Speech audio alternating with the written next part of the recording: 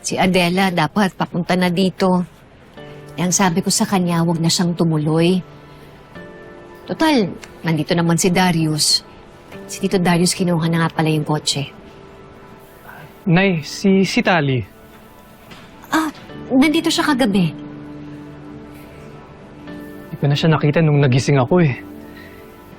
Ako anak, hayaan mo. Sigurado ako pag uwi natin, hinihintay ka na ng kapatid mo. Okay ka lang ba? Mawalang galang na po, Mr. Tyrone Dizon. Bakit po? Ako po si Sergeant Pardo at meron ho kaming dalang warrant of arrest laban sa inyo sa kasong physical injury alinsunod sa criminal case number 85451.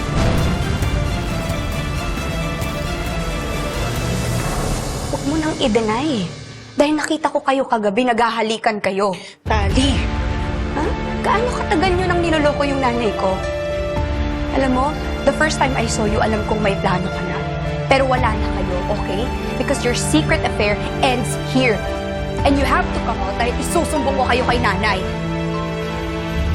huwag na mo kong gagawin, Tali. At bakit naman hindi, ha? Akala nyo mauuto nyo ako? Kaya pala kino-close mo ako to gain my trust?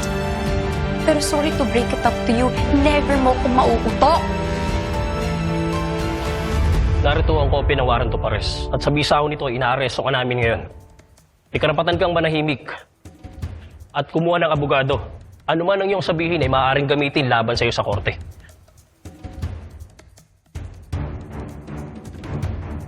Teka, sir. Sir, huwag niyo pong hahawakan yung anak ko. Mrs., huwag na kayong humarang. Sumama na lang ako kayo sa presinto. Sandali lang, sir. Nakikiusap Nay. ako sa inyo. Wala ko siyang kasalanan. Huwag niyo pong ikukulong yung anak ko. Wala siyang kasalanan. Sir, maniwala ko kayo sa akin. Wala ko siyang kasalanan. Nakikiusap ako sa inyo. Huwag niyo siyang ikulong. Ano nangyayari dito? Ano, Chris? Masaya ka na?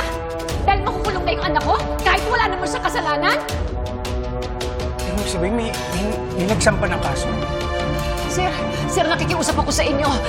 Wala akong kasalanan yung anak ko. Inosente ko siya. Huwag niyo siya ikukulong. Nakikiusap ako sa inyo. Please, nakikiusap ako sa iyo. Tulungan mo yung anak ko. Tulungan mo si Tyrone. Wala talaga siyang kasalanan.